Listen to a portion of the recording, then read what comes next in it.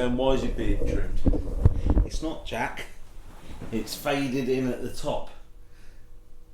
I'm out of breath. I think I've already won. Oh, get fucked. You do look very beardy. Very beardy. You look like a Viking. Yeah, no, I'm already getting comments from people just saying, when are you cutting your hair? And I'm like, well, I can't, because I'm in a beard challenge until I'm growing my hair out. So. Are you growing it long then, are you? Yeah, I'll get all long again, mate. How long? As long as I need. Looks sick how it is. You look like Jack from Titanic, but with a beard, with a hint of Viking. It does grow quite quick, my hair, if I leave it. Like, yeah, and it is. I mean, yeah, I can. We're just talking about hair. Hey Sam. Hi Jack. How you doing? Good about you? Yeah, I'm good. I'm alright. I've had a long couple of weeks at work. I'm quite tired. I've got another long day tomorrow. I've got Sunday off, but yeah, there's all sorts going on actually. I just found out today one of me. Well, he's a colleague, but he's become one of my good mates. But he's also been a bit of a mentor to me as well. But he just got a new job today. He had a successful interview. It's a promotional interview. Same place? Nope. No. Leaving. Oh. I'm a bit gutted, but he's. I know he'll stay in touch, and he's a top bloke. But and I'm really happy for him. But yeah, it will be a bit of a loss to lose him. And there's all sorts of chopping and changing going on at work. There's all like movements on the horizon, and it just feels like we're never ending changes going on there. But it's good. It's good. I quite like it when we got different dynamics come through, and I feel quite inspired when we get new additions and things change like that. So happy but sad at the same time. Yeah. Mixed emotions. Yeah, mixed emotions. And yeah, that's just like I say. I've just been working a lot and putting in quite a bit of overtime as well, because I'm just trying to save a bit of money and. But yeah, it's been right, and and I'm training outside of work as well, so I'm just kind of quite tired all the time. But how about you? How are you? I'm fan-dabby-dozy, mate. Other than obviously cutting your beard. I think I did. I faded it in at the top like I asked if I could do that, and we said yes. We set the rules. You didn't say. I haven't took anything off the beard. You have. It's just a sideburn. Quite clearly trimmed it. I haven't. I swear to God. Anyway, I work an honest program. So even though you've got a big fight with Fabio Wardley coming up because you challenged him and mugged him off publicly, I didn't. You haven't been training for 4 weeks. Well, no, they moved gyms, so there hasn't been a gym to train in, and she's had some personal reasons, so I haven't been able to train. But with that being said, on the Wednesdays when I was training anyway, my nan's hurt her hip, so I've been going up on my days off and walking her dog and sorting out my nan's and granddad some food and stuff like that. So in a way, it's been a blessing in disguise. So I've been helping them out. But yeah, I got a message of her tonight actually, so I'm gonna get stuck into the old boxing and that. But I'm obviously not gonna not help me nan and granddad out, and absolutely. So yeah, it's finding a bit of balance. You'll have to come up there with me actually. I was thinking I'm going to do a dip in the river up there. I'm off Tuesday, Wednesday, Thursday. I think I'm going to go up Thursday if you're about. Thursday's my day off. Should we go up and do a dip in the river and walk my nan's dog? You want to come meet your nan and walk your dog? Yeah. I think it's time you met my nan. We're going to be like a little couple going up there. Yeah, she's working on a beard as well. No, she's not really. I'm joking. I'm joking, Nan. I love you. Oh my God. But yeah, who did we have on today, Sam? Who did we have on? Vicky. She's literally just left. She just left, yeah. Vicky. Very, very interesting episode. Yeah, she's brilliant. I love her. Yeah, it was just mad how that addiction just kind of formulated and just took hold, and became very, very quickly became the norm within a very young life. Yeah. That was yeah, she's definitely been through it. But, she talks about her struggles, and she's relapsed in that as well, and she's a classic example of someone who so kind-hearted and so loving towards others, and if they just treated themselves a little bit more like they treated others, they'd be all right. But yeah. I think some of the nicest people don't always do that. No. She's, since I've been in recovery, like the 18, now coming up to 18 months, that's when I class myself as like having so much success at it. Like I said before, been in sobriety for 2 years before, 15 months before. I always felt like there was something missing. She said hole in the soul, I think she said at one point. And that's so true, I've always felt like that, but since being in this 18 months and met people like herself and other people in the fellowship, I've actually felt like I got my life back. And when I walked into my first meeting, she was there. So it was nice. She's been a massive part of my story in recovery, and that's what I want to do with some more episodes, is get people that have been a part of the story, your story and all of our stories, and get people's stories out there and inspire others. Yes. Yeah, no, you're right, mate. And it is inspiring for others, and I think it can have a real impact on listeners and people who maybe find themselves in a similar dilemma or a similar point in their life where they need a little bit of help, and to hear a positive twist on how they can get themselves out of a rut. I think that's really beneficial. Can I just point out that this episode was very inspirational, and me and you both said that once you'd gone. But when Vicky was downstairs and I was letting her out, she goes, "That was no good, I know it wasn't."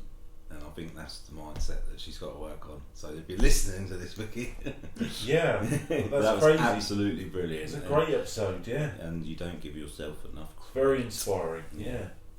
Yes. Yeah, as always, like and subscribe. YouTube, Spotify, Dare to Talk.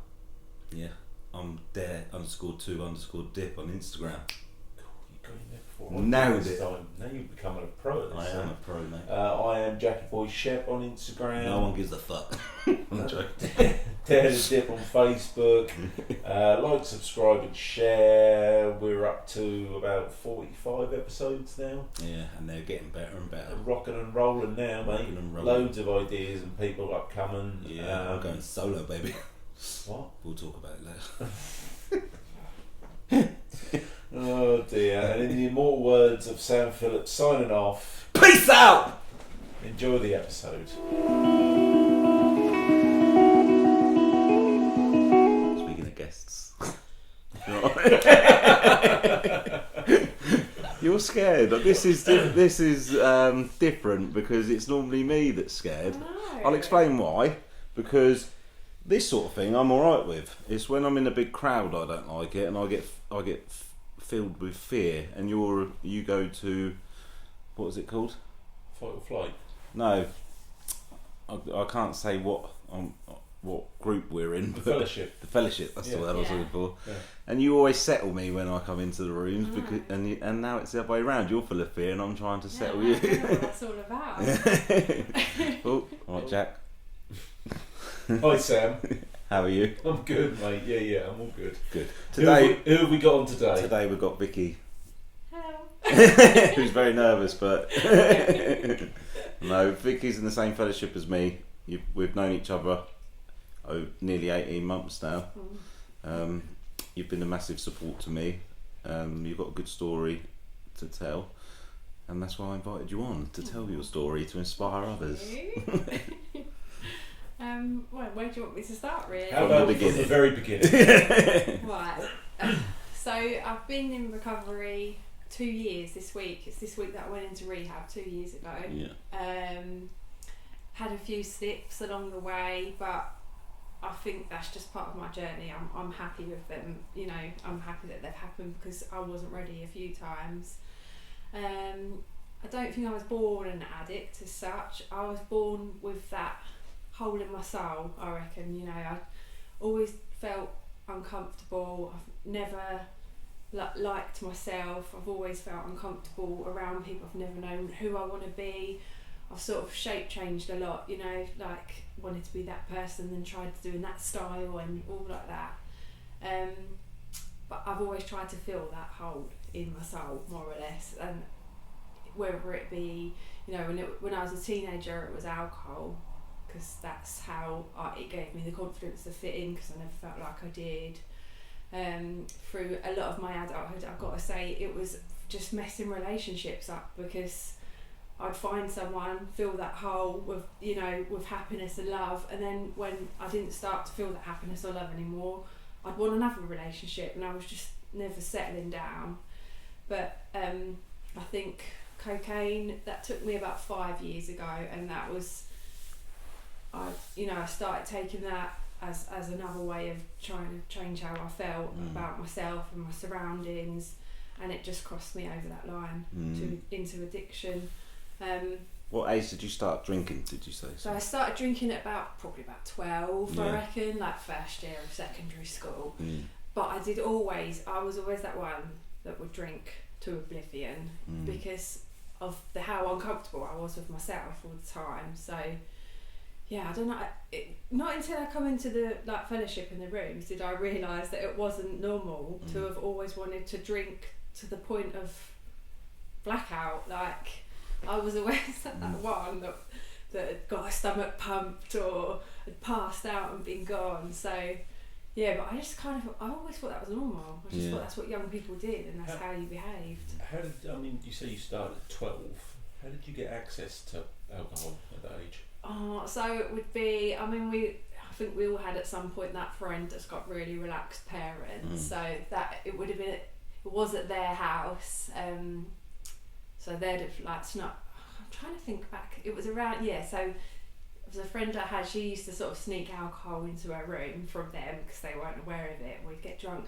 And then literally from there, back in the day, you could stand outside an off-licence half of the evening and get some old man to buy it for you. And that was literally what my Friday night Like every Friday?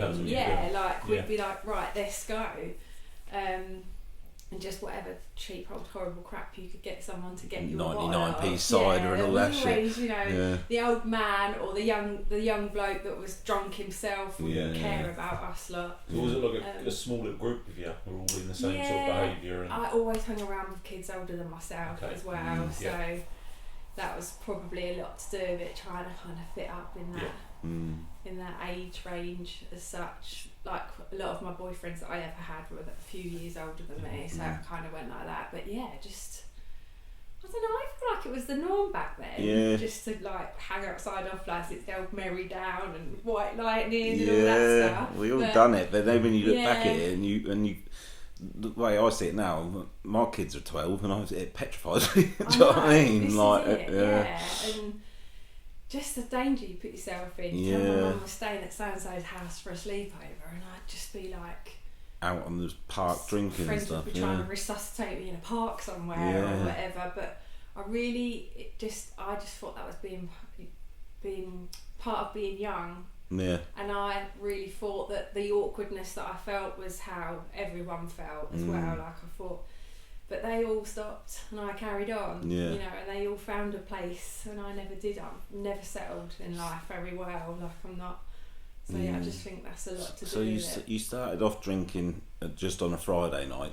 Did that escalate to where you were drinking on your own a lot than that then? It more just binging. So I was a massive binge drinker, and I would wait for those days. So I did live for it would then be Thursday, Friday, Saturday, Sunday, and that was through all of my teens. And I would live for Thursday, Friday, Saturday, and Sunday, of which, you know, I just would drink to excess, and I was the one that everyone relied on to call up and go out with, to be the entertainment, because I always rat-arsed and just things like that. I got married at 23, so that kind of calmed me down a bit. Yeah. But he was a big drinker as well, but a home drinker. So then it sort of shifted gear a little bit there, because I then went on to just drinking at home. Again, I'd have never said alcohol was my problem, but it is. It's not until you look back and you think, oh shit. Definitely. What was you drinking when you was at home? Wine. Yeah. Copious amounts. Yeah. So it'd be that well, we're going to have to get 3 just because I need the one to warm up, the one to get through, and the one to drink when you've gone to bed, sort of thing. So, it was manageable, I think, back then, because I didn't have children. You know, it was just between me and my husband.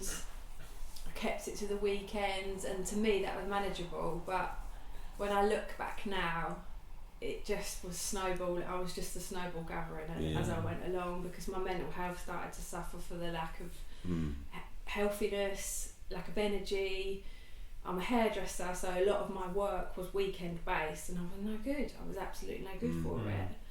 So it sounds like it very much became just part of the norm for you, was drinking. Did you ever, from that period, so from sort of the age of 12 through to 23, say, did you have anyone kind of try to step in and sort of say to you? No, I really didn't. Did you keep it quiet, or was it just people just... Yeah, I think because I had that older crowd of friends for all them years, so I just was kind of more just seen as keeping up with them, because I was that little bit more accelerated. So I just was, and then I moved, because I used to live in Hertfordshire, so I moved from Hertfordshire to Clacton, and that's, I could come here and be a completely different person, so no one knew all the embarrassing things I'd done for drinking back there. Like a fresh start here, so... You said it affected your mental health. How did that affect you? So, again, just, I mean, I don't think my mental health's always been great, because I've always felt that lost feeling. And then alcohol just times that by 100 when you're hungover, you know, when you've had too much to drink. I think everyone's got some form of mental health, but when you add chemicals to it, it heightens them, whatever that may be, whatever anyone's defaults are, it heightens them, doesn't it? And then when you throw drugs into the mix, then you spiral out of control as well. That's it. So how long did you drink for before the drugs come into effect? So from 12 till till 2 years ago, really. I had 2 children and would stop when I had them, and then I'd have the kids and convince myself that, you know, it was postnatal depression, etc. But when I look back now, it was because I was absolutely gagging for a drink once they were born, and trying to stop myself, and then that would just make my mental health even worse. And then prescription drugs was in that as well, because I'd then get medicated for this mental health.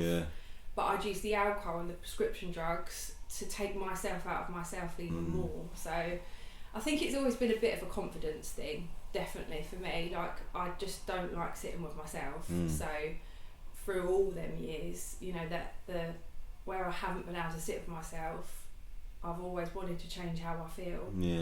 So I've changed it. You know, I don't like myself when I'm around. People don't, you know, my head's giving me a really bad narrative all the time. So alcohol does it, then it does snowball, because then it was alcohol and prescription drugs. And went on from there, really. So really now you're only just getting to know the real you, because from 12, a young age, you've just dulled yourself with alcohol and then drugs later on and everything. You, like you said, you've never been able to sit with yourself. You're actually only now getting to know the real you, aren't you? And it's become such a part of your identity. It must be so hard to change. Well, I know it is. It is. And I think that's a part of the relapses, because like the days that I don't work on being able to sit with myself and listen to the true me, not the drunk me that goes everything's all right, or the high me that goes fuck them, you know. That on them times when I don't is when I need to change how I feel, and that's when it happens. So it is, I mean, 2 years down the line, I'm still now, you know, still doing work with my sponsor about being on my own. I just can't do it, I'm rubbish at it. And then if all the consequences from drink and drugs add to that, because there's a lot of guilt and shame and fear and things like that. I think you've got to get past that in order to move on, and learning to forgive yourself is the key to it, I think. It really is, and I'm really starting to notice that. It's hard, because like the steps through the fellowship, you know, I've done them a few times now through the relapses. I go back over them each time, and I've done 1 to 12 several times, but I'm still only learning one step at a time, and at the minute I am on that. Relapse has been a big part of your story, hasn't it? I hope you don't mind me saying that. You said it. It's fine, but what I admire so much about you is you get straight back into the room and you own up to it straight away. Yeah. And it like if I relapse, so you wouldn't see me for 4 or 5 months. I admire you so much for doing that, and you come in and you're honest about it, and I think that's why you can get back on the horse so quickly. Yeah. After, because you're able to be honest with yourself, which is very important. You say that, but I think you I come straight back in because I really want this. I do want to be, you know, a happy, clean and sober person, mum, daughter, friend, you know, all of them things, and that's why I always step straight back in, because I don't want that life. You know, the last 5 years of my using was horrible. You know, there was suicide attempts, I got sectioned. You know, I don't ever want to go back there, but I am an addict, and so if I don't take care of my recovery, it's not a choice of mine. It's not my choice to, you know, I'm powerless to drink and drugs unless I have something to go by. And as soon as I do put that down, I can't look after myself because I don't care for myself enough. And I'm hoping throughout recovery, you know, my relapses are stopping. They're getting, you know, further apart, and I think that is because I am learning again, learning better to sort of sit with myself and forgive myself. But there's always a lesson in. I feel uncomfortable talking about relapse sometimes because I don't want people sitting there thinking, oh, it's right to go and relapse then, because but at the same time, relapse has been part of my story, and I've learned a lot from them. And you take that, you don't lose them days that you've racked up. They're still there, aren't they? It just becomes part of your story, your relapse, and more armour to go forward with. You know? It is hard because I just feel like such a fraud sometimes. You're very hard on yourself though, aren't you? There's a couple of people who have sponsored that as well, and I've said to them, if you spoke to yourself up here, how you speak to others, you'd never pick up a drink or a drug again, and you're very much like that as well. I think you help a lot of people in them rooms. I wish I could listen to myself a lot, because I know what I want though. I know where I want to get, and that's, so I want everyone to be like that. You know, I do know what recovery can bring you as well. I've been in there long enough now to know the absolute joy it can bring to your life through not tormenting your head with them drinks and drugs. And I just think everyone I meet, I want them to have that. But it does. I mean, I don't want to do like a main share in the fellowship or anything. I dread it because of relapse. Because if there's a newcomer in the room at the time, I do shit myself that I'm going to then make them go, oh, I can pop out every now and then. I think it's so important. I think it's so important for anyone to just tell their truth, their story, whether it's got relapse in it and that, because I truly believe that the right people will hear that message anyway. So you've just, all you can do is tell your truth. And that's and the truth of it is, like, to me, relapse is powerless. Like the times that I have is I'm powerless at that moment. You know, it's, you can say to me, but 1 hour before I relapse, sometimes you're gonna use tonight, and I could pass the lie detector test, but it just takes that just not listening to what you've learned. There's that, but then I could, you know, I can 100% tell everyone it never gets any better. It gets worse, you know, and that's what's definitely my journey had to be, to learn a little bit more maybe, but I've definitely learned that it doesn't get any better, it doesn't get any easier. In fact, it gets harder because you've got a head full of recovery, that's what, and a belly full of drugs, like they say, and it is so head true. Head full of AA and a belly full of drugs. It's so true, because you know what you can have. But I've never relapsed in recovery of relapse when I tried to go at it on my own, and I can only imagine, because you know all the things you should be doing, and to have a head full of booze as well, I think that would be a dangerous mix. So that's why, like I say, I admire you getting back into the room so quick, because we've both seen people we care about dearly as well come into the rooms, relapse, and don't see them again. You know what I mean? So important. Just depends what your rock bottom is as well, doesn't it? Like I feel like I've hit my rock bottom, and any relapse I have is part of the illness. It really is for me, because 2 years ago I had no idea about recovery at all. So I've still got a bit of a journey, you know. So when I went into rehab, the day they made me do a meeting in there, I thought it was a setup. I thought, they've made that woman come on that screen.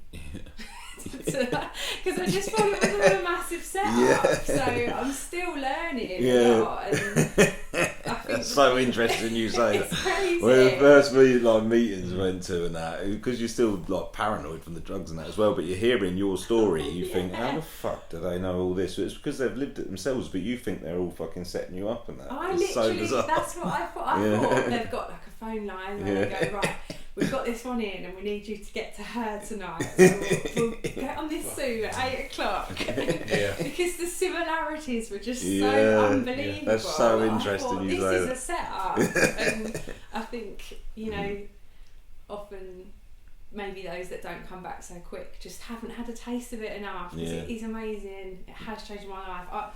No matter, you know, what, yes, all right, I've had relapses, but my life is 360 degrees different. It's amazing. So, just, I think, and the more you learn of it, the more... 100%. Yeah. Just going back to sort of when you were 23 and you said you got married, and how did that relationship play into this? You mentioned a feeling of lost, or feeling that you were lost, and then that's the alcohol, and then going into a relationship and a marriage. How did that all kind of play out? So we are not together anymore. We're divorced, and that. Through the drinking together, he then became a police officer and stopped drinking, and I couldn't, obviously. And then through there, I think we just really drifted apart. And I owned a hair salon at the time, and I just started taking drugs through that. So not only was I still drinking and he had stopped, but I was now taking drugs, and he was a police officer. Did he know about the drugs? Not at first, but he found out. How did that come about in the drugs, if you don't mind me asking? It's in that industry. There's a lot of it about. So weirdly enough, it was this one person in that salon. They rented like a barber's seat from me, and it came about through that. And I managed to hide it from the rest of my staff because it was my salon at the time, and I hid it so well until the end. Obviously, when you think you're hiding it, but you can't. But so we separated through that, and that's when I was given a free rein basically, because he was out of my house. So everything escalated. Yeah, we've got 2 boys. He'd have them a couple of days a week, so that would give me my couple of days to just absolutely not have anything to do with life anymore. And just at the time, you know, I didn't want us to break up, and I didn't want all the pain I'd caused, but you get so far down the line and you just want your drug and alcohol, don't you? And that's all I was living for in the end. Well, going all the way back to when you said you started drinking, it was progressively, that's the right word, isn't it? God, that was a big word as well for me. It was progressively drinking. Was the cocaine the same? Yeah, but it took hold of me a lot quicker. So I kind of I started as a social thing with the cocaine. You know, it was like on our salon nights out, you know, that particular person would offer it to everyone, and then I'd sort of dabbled. And from there, quite quickly, it was like, I'm going to have some at home tonight with a bottle of wine, you know. And then from there, it was like, I need to get myself enough to get myself through the weekend with this wine. And then I'd be not turning up to work because that weekend had gone on because I couldn't stop, and that's that crossing that line, you know. It was horrible. I can remember pacing the kitchen thinking, oh, for God's sake, I don't need it. Like, why am I being like this? And I'd, you know, used everything that I'd had and wanted more, and I was thinking, it's Sunday afternoon. You know, it's why am I doing this? And I just didn't understand addiction at the time. I just thought I'd gone insane. I just thought I was insane. I thought my mental health was just the worst it's ever been, and I'd gone insane. And then that's kind of how I ended up I accidentally overdosed and then ended up sectioned for 10 days because I just pleaded insanity because I didn't understand addiction. I didn't know what I was going through. Yeah. Just thought I'd gone insane, literally. Yeah. Well, it does get to a point where you're insane anyway, doesn't Yeah. it? Don't help it. It. Like we said before, it heightens all your mental health, your anxieties and everything. But then you throw in not sleeping and not eating to the mix. Yeah. It's a cocktail for disaster, really, isn't it? It really is.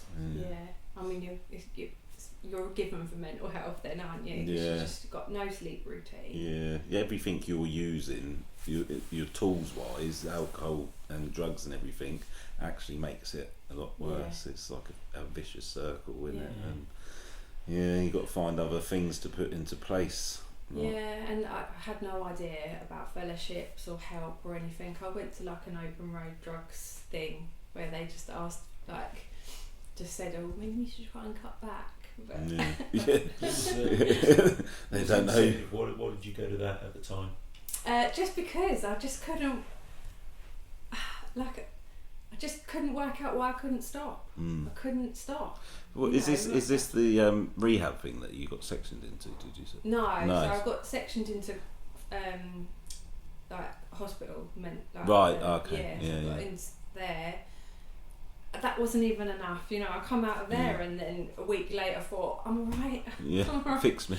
They've given me some tablets, I'll be fine. And I still couldn't stop. I still had that demon going, this time it will be different, this time it will be different. You've got the mental health under control now, so we can control this, and you've got that demon on your shoulder all the time, convincing you it's going to be alright. So then I was off again, and it ended really with like I'd had like a 7-day binge during half term, and it wasn't even as bad as it ever had been, like being hospitalised or anything, but I just feel like the universe intervened at that point and just said, right, come on, and I just made a random reach out on Instagram to someone that I'd been following. Really? Yeah, and he himself was running a programme of getting rehab set up around the country in like abandoned or bankrupt B&Bs, and just I don't to this day know what made me reach out, just because I'd followed him and he was interesting and very much like this, you just need normal people to listen to sometimes, and reached out from there, and he was like, I will get someone to call you tomorrow when you're sober. And then next day I was literally 3 days later I was going to one of his rehabs. So that's amazing. Yeah, that's really good. I love it. That gave me normal goosebumps. Normal people, definitely, because he was an addict. He's an addict, recovering addict. He just did these Instagrams to just reach out, and what's his Instagram? That, I would never. So it's called Dad in Recovery, and he's got a book out and everything. His actual name's Nick Conn. Right, I'll start following him. Yeah, definitely. Yeah. He's worth, and he'll happily say hi if he, Amazing. And just reached out from there. It's really the power of social media is good in that that's what sometimes. we briefly spoke before this, and we were worried about saying about what we're the fellowship we're in and everything. Me personally, I've said it 1,000 times, but there's no good time to be an addict, but now is the best time, isn't it? Really, because of social media and stuff like that. There's so much support and help out there. Just on a live with someone who's not in AA but he's in sobriety, but it's about each individual and finding your own way and what works for you. And I think the tools we've got with social media and that these days, would be stupid not to use it, because someone helped you from posting a video, like the things we put up, the stories and that. People have gone to rehab on the back of podcasts and stuff, and I think that's a beautiful thing. Like magic. Yeah, it really is. And no disrespect to the NHS and everyone, like they really helped me, but they're just so overrun, and they kind of, they only knew what I told them, but I had that social media side of things to then see that there was someone else going through exactly that. I'm not going to get that from a doctor, because obviously they wouldn't be in that profession actively. So just seeing someone else going through or have gone through makes such a difference. You need people that have been in the same situations as you to help you to understand, and to understand it as well. We spoke to, what's his name, the other day, Adrian, and he said that he went in to get professional help of someone, and the first thing they said to him was, "I've never been in your situation." And he thought, "Oh well, fuck off then." Yeah. You know, and it's so true. Like I used to go and see professionals, and they'd say stuff, and I think. But it weren't until you get into the rooms and you hear and you say something, and someone in recovery goes, "Yeah, me too. And this is what happened with me." I think, "Oh fuck!" And like you say at the beginning, you hear someone talking, you think, "Well, how do they fucking know my story, and why are they making it out to be their own?" Yeah, that's it. Yeah. That was the amazing thing about rehab as well. A lot of the therapists in there were in recovery. Yeah. So on day one, you know, our main therapist, she was in there telling us the story of something that happened to her. My jaw hit the floor because I was like, "What, you?" Because she looked, you know, she was there to help me. She looked amazing. She was in a professional position, but she had lived that life. She had gone through that pain. That's hope in itself, isn't it? To see someone. I don't think I'd have stayed in rehab if there hadn't been like-minded people. How long was you in there? Did you say? Sorry. 28 days. Yeah. So yeah. Do you think that's what helped you the most? You're taking yourself out of society. Some people have to. Yeah, I don't think I could have done it without, because at that point I was in such a mess. I needed to be taken out of society for my family as well. My family needed a month's rest from me. I put them through so much pain. My kids, you know, they had no idea what was going on. They were pretty young at the time, and we tried our hardest to they just thought I was poorly, but that's still painful to see, you know, your mum not being well. I'm really lucky in the sense that their dad has always been kind to me, so, you know, we just made out I'd gone away on business for a month. But they needed that break. They needed that time. They needed that time to not be worrying about me. My mum needed to know that I was been put somewhere for a month and wasn't going to run riot, and just needed to be taken away from the situation that I've just dug myself into. And you going away for a month potentially saved them from losing you for a lifetime. It really did. Yeah, it really did. But the fellowship was where I learned how to stay clean. Is that so? In when you're in the rehab, they told you, obviously, is it about? Yeah. So that in rehab, learnt just a lot of like coping mechanisms and things like that. More sort of on the mental side of things, and they introduced us into the room. So of an evening during your free time, it was recommended that you did a Zoom meeting. So that's how I kind of got into it there, and it was lockdown as well. So I came out, I went straight into Zoom, but I will 100% say that I would not have stayed clean if I hadn't found the fellowship, because the kind of rehab got me clean, but I couldn't have done it on my own. Not in a million years. So, it's a special thing, isn't it? The fellowship. Really is. The 12 steps. I think everyone should do them. I think they should teach that in schools. We've said it before. Like, I do kind of impose it on the kids a little bit sometimes. They don't know I am. Like every morning in the car, I make them sort of say, right, 3 things we're grateful for today. You know, like, make it fun. That's what I do. And just like teaching them to own up when they've done something wrong, and that it's better, to be honest. Well, the 12 steps don't just affect the people that took them, it is everyone around them as well. Right? It is. I genuinely do think that everyone should. There's people that I just wish there was some way of giving them the program, but they're not in addiction. So I'm like, but it's a shame you're not an addict. Have a drink. Can you edit that bit out? No, I'm joking. But even if you're not an addict, I think people could benefit from doing that 12 steps, definitely. Because like I say, I don't think I was born an addict. That's my opinion. I know that everyone's different. But if I'd have had that way of life, maybe I wouldn't have crossed that line, in the sense of there was a malady in me somewhere that needed I just feel like I crossed the line somewhere along the way, and maybe them 12 steps could stop someone crossing the line, because that's where I was going. A very dishonest life, very resentful life. All the defaults were in there. And I think like the same, I can only speak for myself, but like I never questioned my own behaviours or anything before. I was very quick to tell everyone else what they were doing wrong and grumbling what other people were doing. But then when I look back at now what the 12 steps does, it makes you each night, and that you think about how you've been throughout the day, and if you owe anyone an apology, you give it to them and that. But before, I'd never said sorry to anyone. No, I'm very poor. It's never anyone else's fault.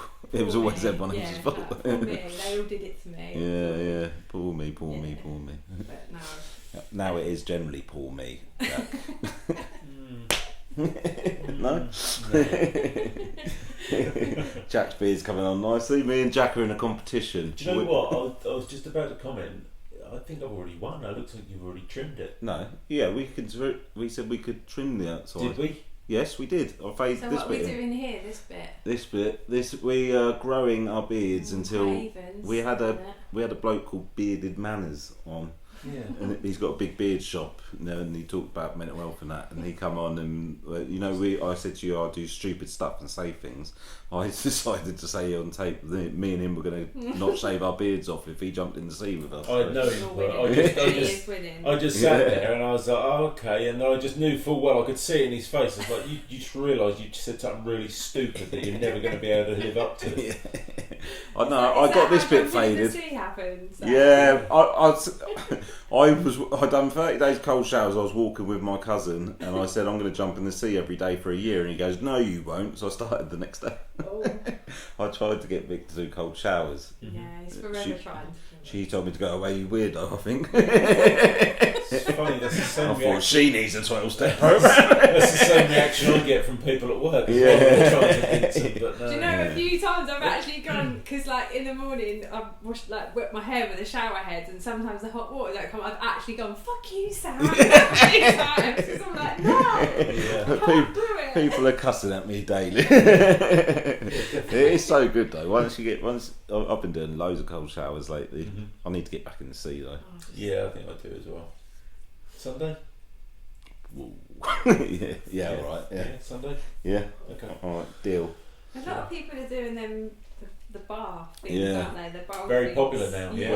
When I get a garden, hopefully next year, See, I'm gonna get one of them I definitely. made you think about that. Yeah. Just the thought of getting into a cold shower. Me and makes Jack me done want to one. kill someone. We had like the real Wim Hof, but of Felixstowe, didn't we? Yeah, the Iceman of Felixstowe, didn't we? We went round Marseille. his and had dinner, and he had a little ice bath in the garden. Yeah. And it was quite small.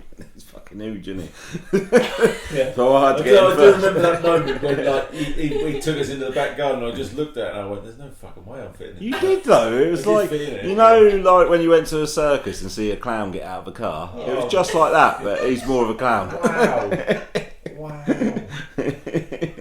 That was good though. Thanks, Sam. That's right. That was cold though, wasn't it? That Well, it was was full of ice. It was a bar full of ice. Yeah, it was, It'd be a yeah. bit worrying if it wasn't cold. That must be colder than the sea. Yeah. Yeah. Yeah, because it's -3 and the sea gets down to like. Do you know what? I did a dip last weekend, and that sea, even with the sun out, that sea felt bloody freezing. Yeah, well, it is, Jack. That reminds me, I've got a sobriety dip on the 12th of I July. saw that today on Facebook. I did consider it. Well, I'm now not I'm gonna asking lie. you right on the podcast and putting you under a lot of pressure. That's a long way off. Do I have to practice or anything? No, well, in July, it's summer. It'll be summer It'd be then. lovely then. Yeah, alright. Yeah, are you going to come down? Yeah. I'll try. Even if you don't come in the sea, come down. No, I'm going to I get a will. Yeah, barbie I'd on the love beach to. or something. Yeah, Yeah, it'll be we've got nice. some people coming from all over the place. So Yeah. all in, not just in the fellowships, but just on sobriety journeys and stuff. Just, I was thinking today about how when I come into recovery and had to drop all them using and drinking friends, how I would never ever have a life again. And now, literally, this weekend is just immersed in recovery, but not intense work. Like here, I'm seeing you guys tonight. Tomorrow, I'm going to a Unity day. Yeah. Tomorrow night, I'm going out for a meal with a few girls from the Unity. Yeah. Sunday, I've got afternoon tea. Like. Life don't get boring. It doesn't. It gets Yeah, better it does, because yeah. you know, at my Christmas party this year, I actually danced. Yeah. I didn't sit in the corner full of fear because I'd done stuff I shouldn't have done at the Christmas party, and I was drunk and I couldn't walk. I actually danced this year, and I actually enjoyed it and remembered it. Yeah, It's so important. You might lose some really people is. that that you used to be friends and that with in the past, but I always say the right people come into your life and you leave some people behind. Is that right? Does that sound harsh? It really is. No, because it's not an honest life as well back then. I had a lot of dishonest friends that only wanted. We were only friends because we had that same problem. And I've now got friends because we've got the same problem, but in the right way. I've got some of the most best genuine friends I've ever had now. And that's what panic. What you love about recovery, the people trying to better their lives, and they acknowledge they've had a problem like yourself, and you're trying to better your life, and that's my kind of fucking person. I love it. And once you get among them people, it's just infectious. Yeah, definitely. So don't be afraid of recovery. It does. Embrace it. Takes a while because you think everything's going to change and you're just going to be this lonely little recovery person that can't go to pubs and whatever, but there's lots of things to do now. Like my mum said, you're always going out for afternoon tea. It sounds really weird, but because it's a safe place and we can all get together and we all love it, so that's how I spend my Sunday afternoons. And your mental health is better as 100% better. I still have to keep tabs of it, obviously. I'm on less medication than I've ever been on now.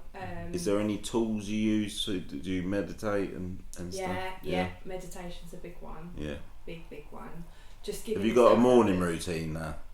I have a morning routine, so in the morning, that's more like just quiet time. I have a bit of quiet time, I do spiritual readings and just connect with everyone from recovery. Of an evening I'll meditate, and it is just at the end of each day just giving my head a bit of space, because if I don't, that's when one thought leads to another. But the addict gets in the back door of your head and starts taking over, so you have to give yourself headspace, definitely, and just learning to forgive yourself is a big one, really is. I'm still learning, and it's not easy, and it's a big journey, but it's definitely an important one. Yeah, definitely. Thank you so much. There was nothing to worry about. There's nothing to worry about. It's great. Thank you. Oh, thanks guys. I feel like I just totally babbled on.